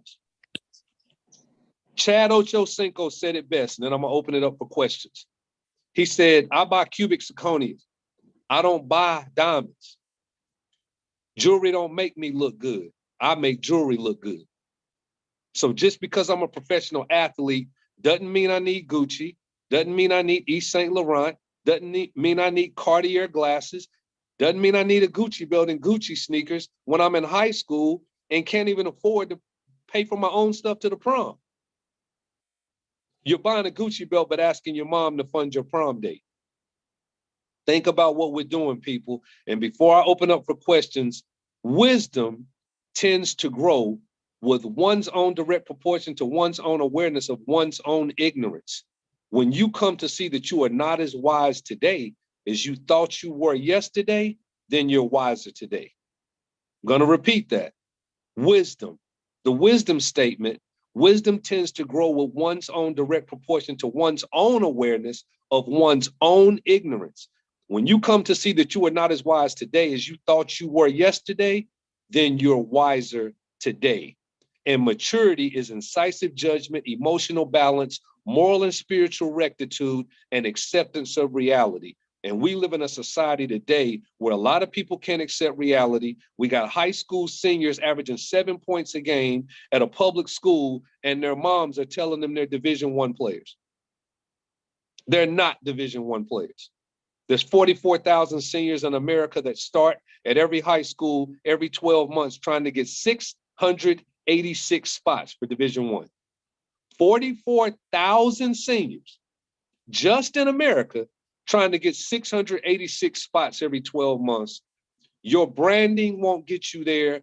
Your talent and work ethic will, but your branding is what sustains you from middle school to high school to college and to the professional realm. And most people that know me know I've been the same guy since I was 16 years old. I'll open it up for questions now. Thank you, What's brother. That going was on? powerful. Go ahead, Ricky. What's going on, Brother Graves? This is Ben, man. What's up? What's up, Ben? How you doing, bro? I'm good, brother. I'm good, man. I got a question because speaking with branding now and the state of the NIL, what advice could you give in that because we have young athletes who may be getting recruited and trying to figure out that narrative and understanding how that works along with making decisions. What advice would you give a young athlete being recruited as far as keeping their branding, but not? When you think about personal branding, Ben, and you think about an athlete trying to climb the financial ladder, they've manipulated most young athletes to think that everybody should get NIL money. Mm-hmm. The kid that's a linebacker at Campbell University is not the linebacker at Notre Dame. The linebacker at Notre Dame outweighs him by 30 pounds. He bench presses him by, 300 pounds. And he runs the 40 2 seconds faster than this guy. But the kid at Campbell's auntie and mom and father are telling him, you need to go try to get NIL. If Radford don't give you more money than Campbell give you, come on, man, what are we really doing here? This is what I'm telling every kid, and I hope it's some youngsters listening to this. You are gonna get in life what you deserve. You will get in life exactly what you deserve. NIL should never sway you. If you happen to become a defensive back at Colorado with Deion Sanders, you happen to become a defensive back at University of North Carolina, Chapel Hill, if you're good enough, the NIL money's gonna come. I have professional athletes in the world I'm in that are asking me why they're not getting the same level of endorsements as Bam Adebayo. I'm telling them, Bam Adebayo is an Olympic gold medalist starting center in Tokyo, going back to Paris next summer, 2-time NBA All-Star. He's been to the finals 3 times, the Eastern Conference Finals 3 times in 4 years, been to the NBA Finals 2 times in 4 years. You're not Bam. You don't carry yourself like Bam. You got long dreadlocks with the side skin off. Bam's got a regular haircut. You got tattoos all around your neck and your hands. Bam has no visible tattoos on his body anywhere. You get in interviews and speak Ebonics and speak the hood language. I talked about the 5149. Yeah, you know what I'm saying? Yeah. You know, man, when they threw me the ball, man, I didn't even know how they were throwing it over there like that, man. That was the coach's fault, man. Bam is in interviews. He's articulate. He never throws his teammates under the bus. It's all about his teammates and his coach first and him third. The things that you practice will get you what Bam has. NIL is nothing. The long-term money is what you're looking for. When Bam played at Kentucky, he got nothing from John Calipari. But Bam was so good at Kentucky, when he committed to go pro, he got $80,000 in 4 weeks doing autograph signings. See what I'm saying, Ben? Yeah. It's not about your NIL and what school you go to, because Dame Lillard, he went to Weber State in Ogden, Utah, and got nothing. But now Dame Lillard makes $60 million in 1 season and is doing Modelo commercials for beer. Yeah. He earned that. We got too many kids wanting it too early. We got kids wanting NIL for high school. I told a kid, and I won't say his name, Division I point guard that I know very well. I used to train him. I said, stop doing these local Bojangles biscuit commercials, because that's taking away your time. It's not giving you enough money, and you're not using enough time to do your schoolwork.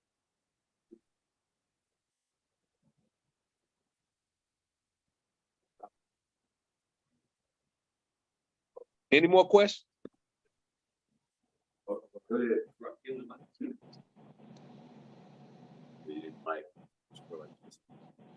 How did you get into the NBA agency? Like, how did you become an NBA agent? And I'm not, let me clarify for 1 second. I'm not an NBA agent. Agents negotiate contractual work. I'm an NBA full service manager. I handle players' lives. What I do, when a player gets drafted, I get him a 0% loan to go to the draft to take his family to the Grand Hyatt on 42nd Street. What I do, I get him tax prep, bill pay, luxury car purchasing, suit packages. What I do his real estate. All he does is the DocuSign. What I do all of his furniture for his house and his security system measures. What I do is I make sure that he has extended medical insurance coverage when his parents stop working. I handle a player's life. their entire life, from their investment advisory to their will and trust, to their limited liability corporation set up, to their 401k options and their pension plans for retirement, to them doing their foundation work and philanthropy in the community. That's what I do for a living. Agents just do contracts. To me, no disrespect to agents. Agents don't do anything. Okay. Agents don't make players. Players make agents. David Falk is nobody. Michael Jordan is the man. But David Falk could tell you he put Michael Jordan with Bugs Bunny in Space Jam. If that's the case, why didn't he put Pat Ewing with Bugs Bunny in Space Jam and make him the star? Don't believe the hype with agents. Agents now are getting 4% of general player contracts, and some of the players are making $50 million a year. If you see your client 2 times a year, do you think you should be getting 4% of 60 million? Probably not. I'm not huge on agents. You know who Tobias Harris is? Yeah, I know who that is. Tobias Harris's dad, Terrell Harris. First dad in the history of the NBA to do this. He walked into the Sixers front office. He told their general manager, we're not hiring an agent. I'm not giving somebody 4% when I know my son's talent level. You'll give my son what he earns based on his playing ability. So guess where the 4% for Tobias Harris's contract went? To his family. His dad walked in and said, you're going to pay him $170 million? Okay, he's worth it. He plays defense. He makes shots. He helps y'all get to the playoffs every year. And that's what happened. And if more families were smart enough, they wouldn't hire agents to get 4%. That makes sense. So you're like a financial manager for these players. I'm an everything manager. Okay. If you, let me explain this. If I get a client that calls me and he says he wants a Range Rover Westminster or an Autobiography 2023 with custom stitching in the seats and two-tone interior, I can get the car in one day and have free shipping the lifetime of the vehicle. Aston Martin, Rolls-Royce, Cullinan, you want a Nissan Altima for your little cousin. I can do furniture deals. I can do car deals.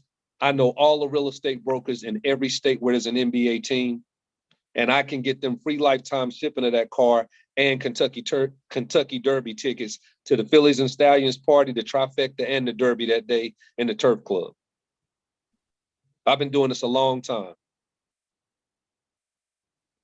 Okay.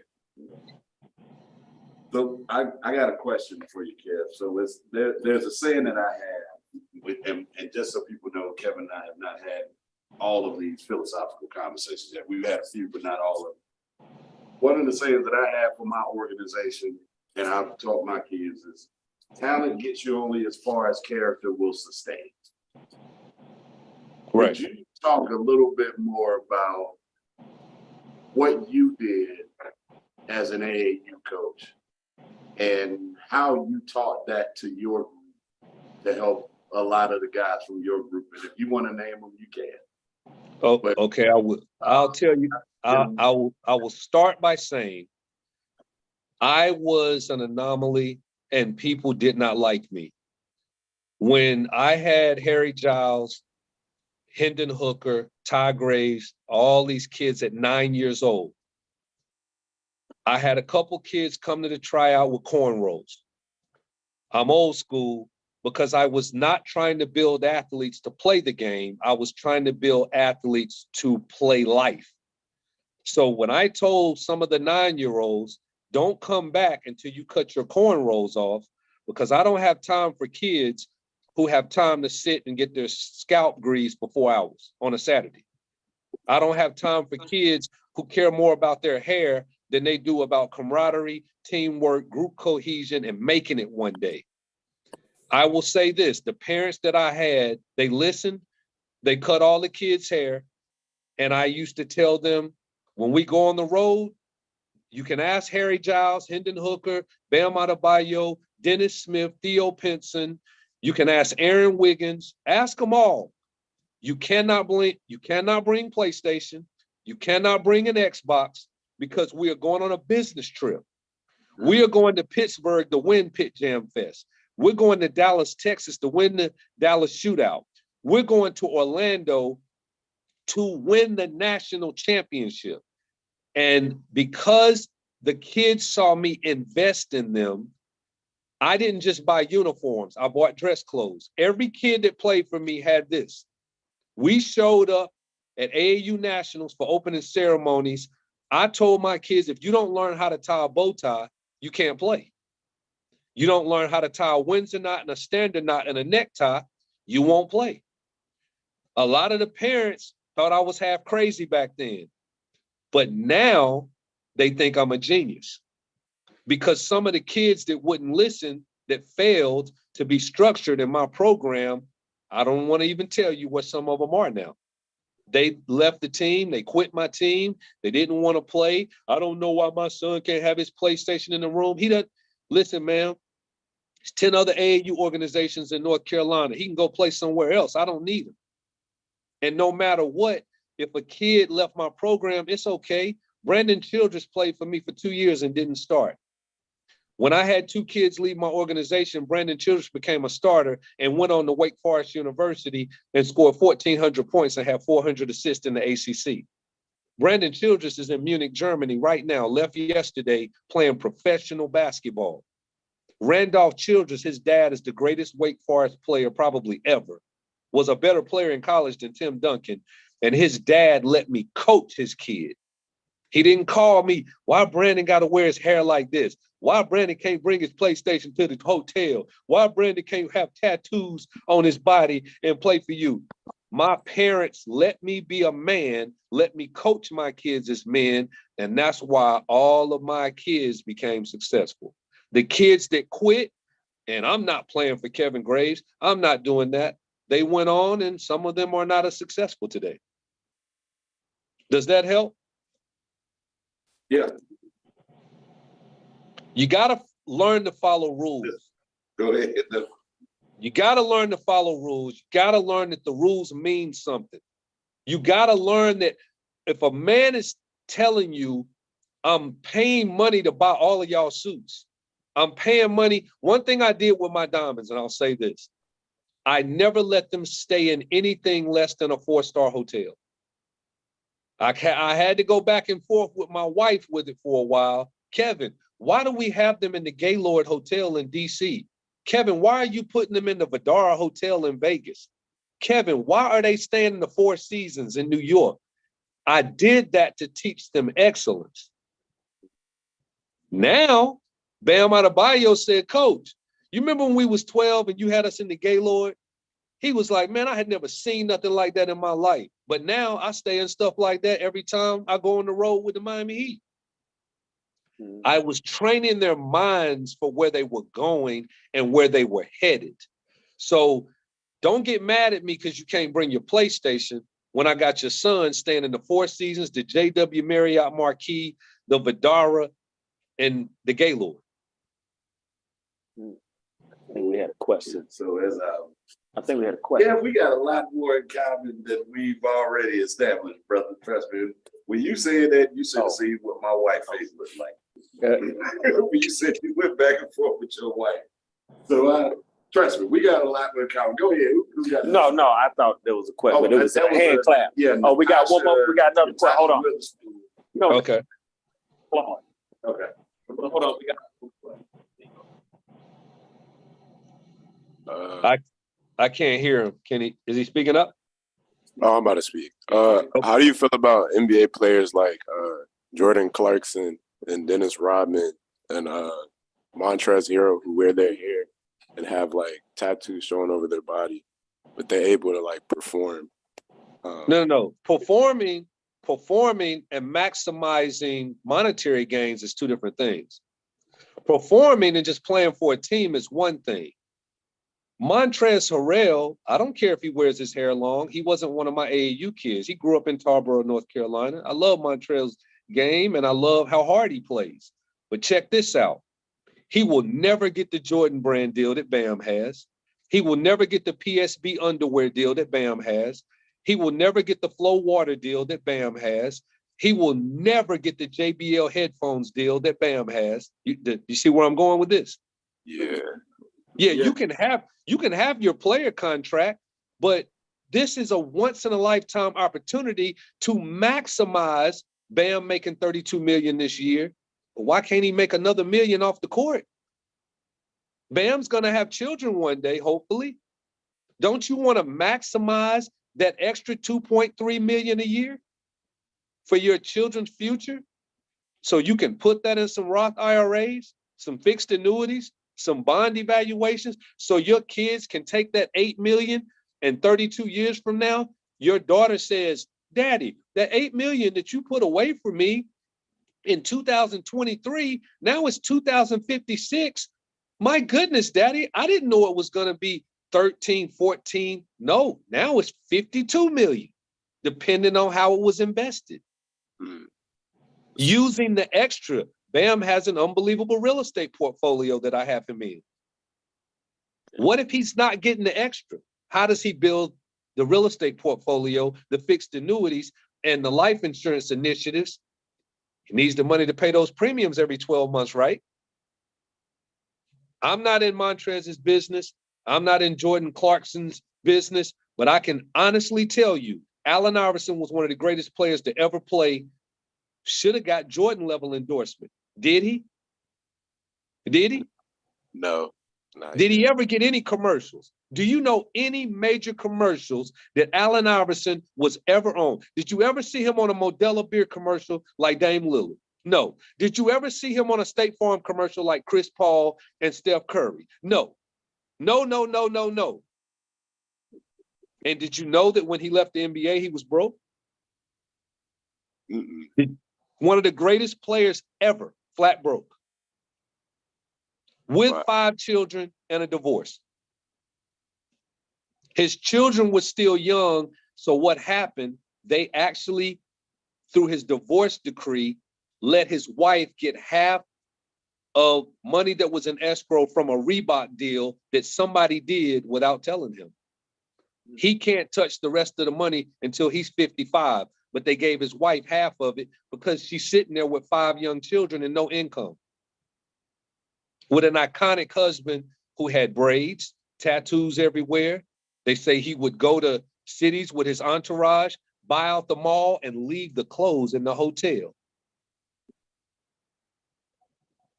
And not to dump on him, but he did. Excuse me? Said not to dump on him, but he did get us in trouble being around the wrong crowd of folk. He Right. kept the wrong people around him. No, let me ask you this, young fella. Have you ever Googled Bam Adebayo or Aaron Wiggins and seen anything negative? No. Google Bam anytime you want. Have you ever seen any pictures of him in a club with 25 guys around him with a VIP rope popping bottles? I don't think so. You ever seen him on Snapchat cursing in public, talking crazy, talking loud? But look at Ja Morant. That's all I'm gonna say.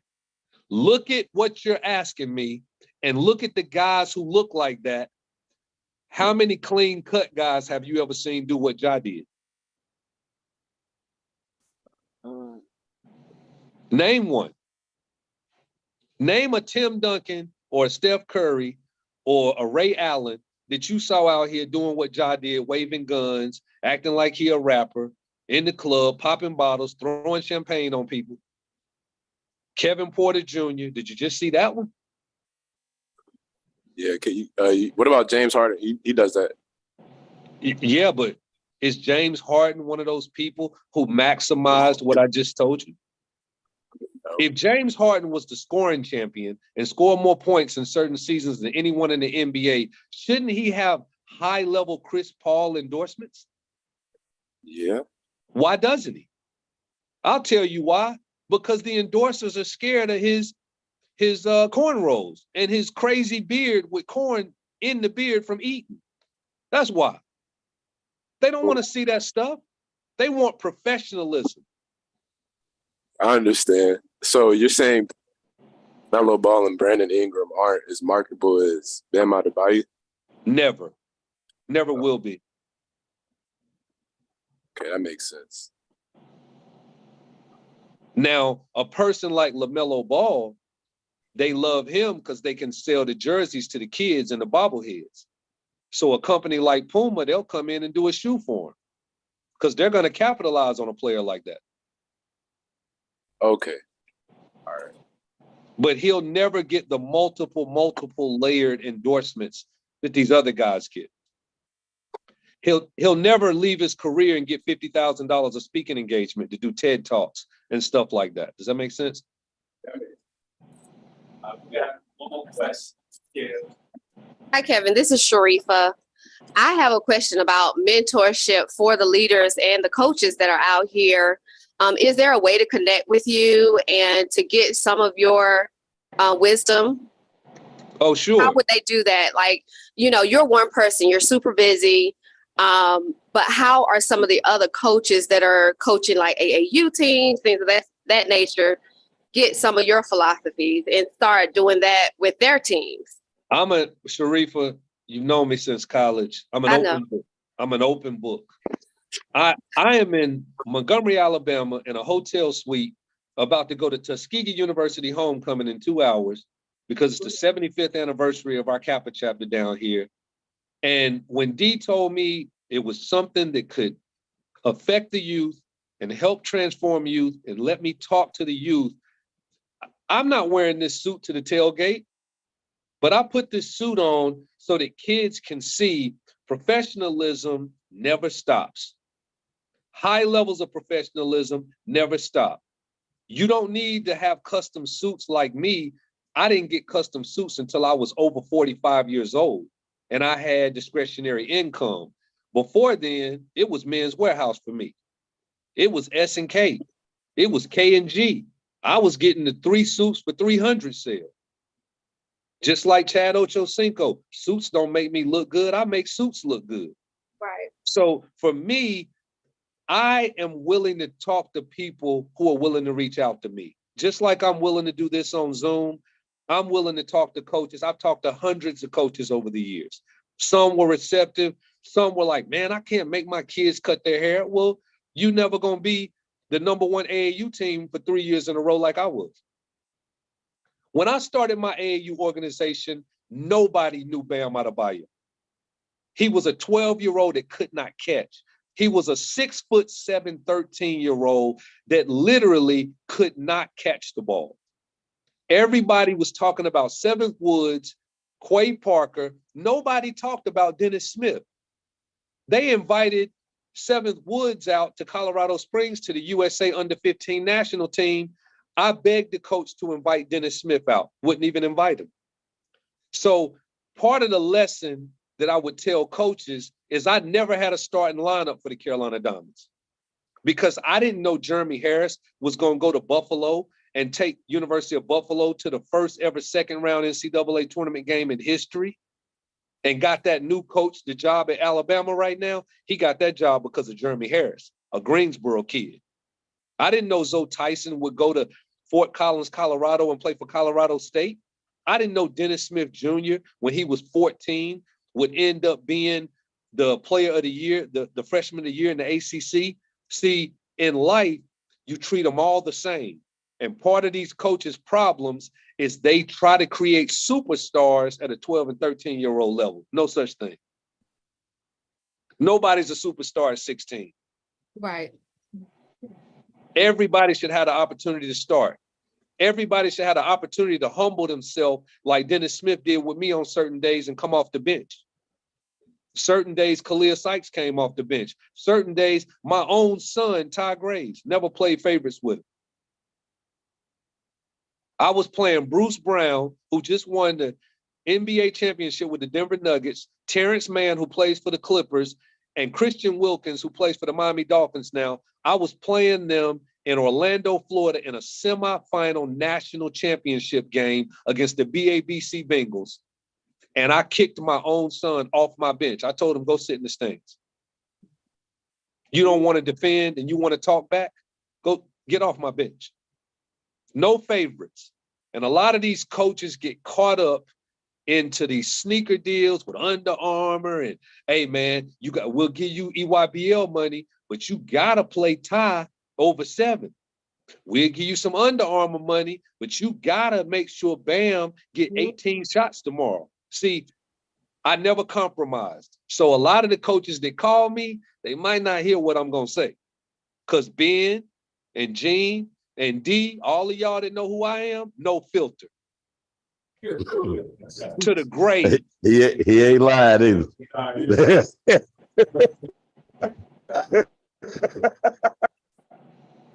Hold on, one more, Kev. Hold on. No, I do want to say something because you spoke on it, man. When I did call you, I want everybody to know I didn't have to ask him twice. So if again, it wasn't because of background or anything. It's because we are aligned in philosophy. He knew that. He saw somebody reaching for help. He said, sure. I didn't have to ask him twice. So if you ever ask yourself, Kev, why I've been so appreciative, that's why. Because I know you're busy. No, and I ain't have to ask you twice. So thank you. I'm never too busy to help people. Ever. I just won't. I won't be. Ever. In my whole life. And for some of you out there that don't know me, I travel 190 days a year. On an airplane, 190 days a year out of 365. And I'm never too busy because of technology, because I can reach you guys here. People can call me on my cell phones and we can talk, we can dialogue, we can help people move forward. Hey, Kev, Yes, sir. this is, look, a lot of folks wonder who is Gene. So, oh, I'm sorry, Jay. Hey, that's the nickname from the hood, man. Yeah.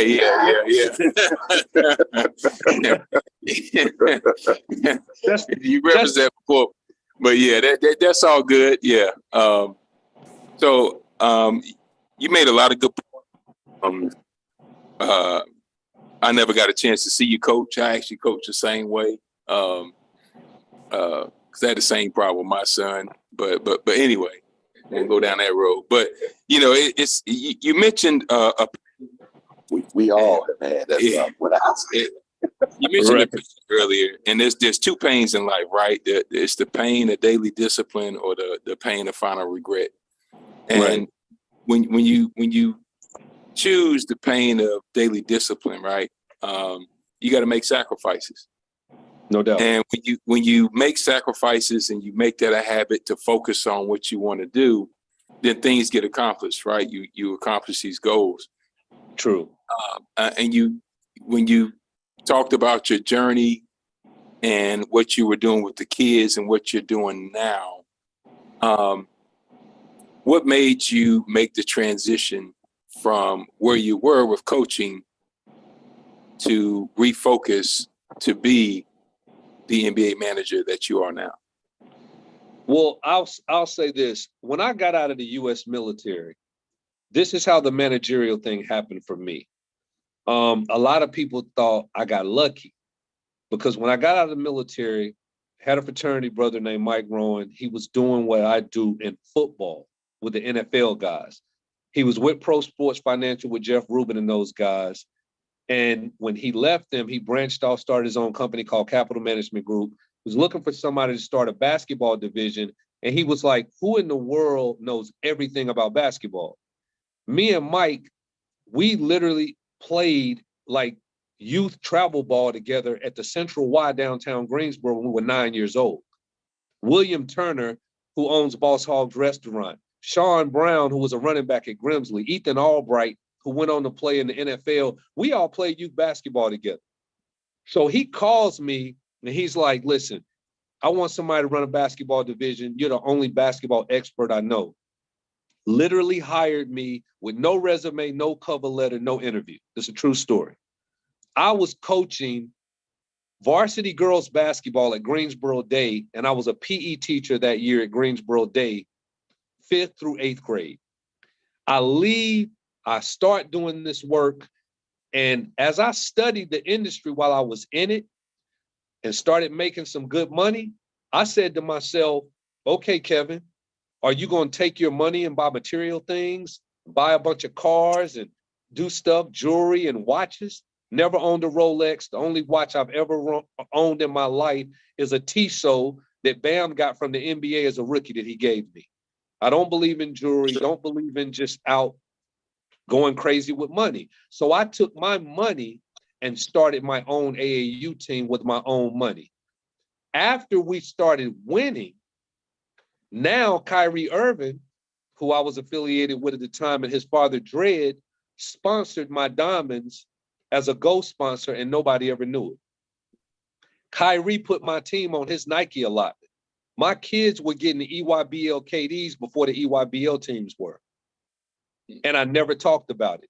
Because sometimes in life, you got to move in silence. But my point that I'm making and how I got into the managerial side, and it wasn't luck. When I was in the U.S. Air Force, I got 30 days of leave every year. Most of the people in the Air Force with me, they traveling to the islands, going on cruises, having fun with their 30 days of leave. Guess what I did with my 30 days of leave?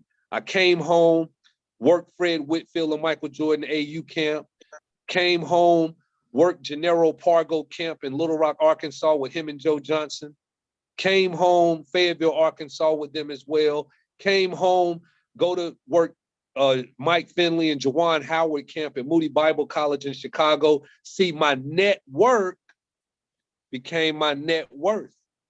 Because when it was time for me to manage, it was easy for me to go see Danny Green. It was easy for me to see Ty Lawson. It was easy for me to go see Greg, Eric Maynard's father, George. It wasn't hard because I had created a network over years of using 30 days of leave to go work camps all over the country. Does that answer your question? Yes, sir. I know you gotta go, but I just want one more thing for the young phenom in here. Because I know this because we used to talk, but one thing with sacrifice and work ethic, you talked about what you do now. Can you just give some insight to the type of work ethic these individuals had as young players, which obviously translated to the next level? I would say most of the kids I had, they didn't do anything fun. They weren't hanging out at the GYC Carnival. They wasn't going to Carowinds every chance they got. They weren't hanging out. I mean, even some of this is going to sound drastic. They weren't going to proms and twerk dances. They were in the gym. They knew I gave them those numbers early. I told them, all of you guys are going to, I gave them SAT prep, of course, and did the academic side. And I did creative writing skills workshops in the hotel. They had to write research papers. Bam Adebayo actually talked about it in an interview. He said, when I was 13, my coach made me write a paper on the difference between Karl Malone and Akeem Olajuwon and their size and how their games differ. And when he gave me the paper, I took a red pen, scratched it up. There's 2 run-on sentences. You didn't use punctuation right there. Like, I made these kids work.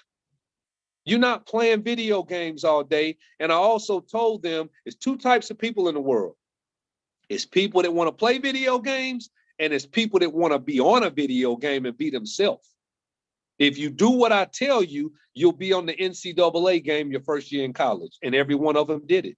I had 12 Division I players on that team. 12. So my thing is your discipline and how you get up every day and just work. If you get up every day, you spend 10 minutes on Facebook. You get up every day, you spend 20 minutes on Snapchat. You get up every day, you spend 5 minutes on Twitter. You get on every day, you spend 2 hours on TikTok. Man, you just mess your whole day up. And if you got cornrows in your head and your little twisty ties, now your mama got to take you to the beauty salon like a female and get your scalp greased for 3-4 hours and your hair blown out and dried and washed. Grinders don't do that. Bam Adebayo has the same haircut that he's had since he was 12. Think about that. No wasted time. Bam works out 4 times a day in the off season. Some of you ain't even millionaires and you don't work out once a week. And you think you're going to be a ball player? I'm in Anaheim, California 2 years ago at the NBA Awards. Listen to this. NBA MVP, Giannis Antetokounmpo from Greece. NBA Rookie of the Year, Luka Doncic from Slovenia. NBA Defensive Player of the Year, Rudy Gobert from France. NBA Most Improved Player, Pascal Siakam from Africa. They're coming to take your heart, your job, and your money. We just went to the FIBA World Games and finished 4th. The USA is not on top anymore. The other countries have caught up. Steph Curry played at Davidson with 6 foreigners. They had never come. The white guy that was the shooter that played with Steph was from Lithuania. The 2 dark-skinned power forwards that played with Steph when they went to the Elite 8, one was from, I think, the Ivory Coast. The other one was from France. They coming to take what y'all want. So play all the video games you want. Get your hair twisted, tied up. Go shopping for stuff you can't afford. And somebody's coming over here from Greece, from France, from Slovenia, from Yugoslavia, from Berlin to take your job and take your heart and take your money. No filter. Yeah. Thank you again, man. I cannot appreciate this more. We can talk to you all day, brother, but then I feel like I'm gonna have to shoot you a check in a minute. No. Everything, no. Everything with me is always, that's another thing about me. When Sharifa asked me that question, I trained over 70 kids in North Carolina, Sharifa, that went Division I. 70. Never charged any of them a dime. I don't believe in it. Somebody taught stuff to me for free. I believe you give information for free so you can develop your communities. I also want to close by saying this, D. A lot of people with social media are caught up into college offers. Oh man, I got to put it on my Instagram that I got 15 offers. You can only get one school to go to. Damian Lillard had one college offer as a sophomore. His dad tried to send him to private school because Jason Kidd had attended a private school and his dad thought it was the best thing. Dame gets to the private school, the coach don't even play him. This is a true story. Dame's dad is like, he's been at this school for 2 years, freshman, sophomore, doesn't play. I'm gonna send him back to public school. Sent him to Oakland High. That's the name of the school. He goes to Oakland High, tears his ACL as a junior, comes back as a senior and becomes the Dame Lillard we all know. The only school that had offered him before all of this happened was Weber State University in Ogden, Utah. After he starts killing as a senior, all of the Arizona States and the UCLAs and the Stanfords, we want him because we're major D1 and Weber State is just some regular school in Utah. His dad sat Dame down and said, son, this goes back to that NIL stuff and people thinking they great. If you're going to be a pro, you could be a pro from Weber State. And I'm going to send you there because they wanted you when nobody else did. Look at Dame now. Brother, I'm glad you hear, because my son will tell you probably sound like me. Probably not on the hair. That's another conversation we'll pick up on later on. But I ain't that far. But he'll probably tell you everything else you said. And just tell him for the record, me and you have not talked about this, have we? No, we haven't talked about We anything. have not had a conversation about it. We just happen to be on the same page. And it's just very similar because with the program we run here, we train kids. What do we charge, Stella? We don't charge anything. Do they have to be affiliated with the team to come get trained? They don't have to be affiliated with the team to come get trained. We do it. I don't even care. All I want to do is build confidence well enough for them to even try out for their high school team. No doubt. You're just trying to help kids. Exactly. Right. Nothing further than that, because I want to show them that somebody cares about them past basketball, past whatever other issues they may have. Somebody cares about them past that. So the rest of Like they need to hear stuff like this. So I'll make sure all mine go back and watch it if they didn't see it today. But I hope they could learn something from it. And I hope they can understand that a lot of outside noise is not the right information. Yeah. Some people ask me who's my best player I ever had. They think I'm gonna say Bam right off the rip. But I don't say Bam right off the rip. Bam has accomplished a lot, but Bam is 6'10" with a 41-inch vertical. So let's think about what God gave Bam. My best player I would say I ever had was Junior Robinson. 5'5", 145-pound pro. He played in Finland last year. He's going back to Switzerland this year. Junior Robinson went to Mount St. Mary's University as a 5'5" guard out of Eastern Alamance High School, 145 pounds, and scored 1,800 points in Division I. He embarrassed Ohio State. He embarrassed Notre Dame. He came here to Wake Forest and had Madison Jones and Kobe Miller McIntyre so scared to put the ball on the floor. He was like Muggsy Bogues on steroids out there, man.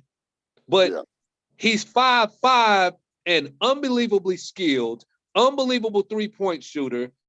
He went to the NBA Summer League and was on Trae Young's team and outplayed Trae Young the entire summer. But because he's 5'5" and the league is not looking at the Muggsies, the Spud Webbs and the Earl Boykins types anymore, the Nate Robinsons, he had to go overseas.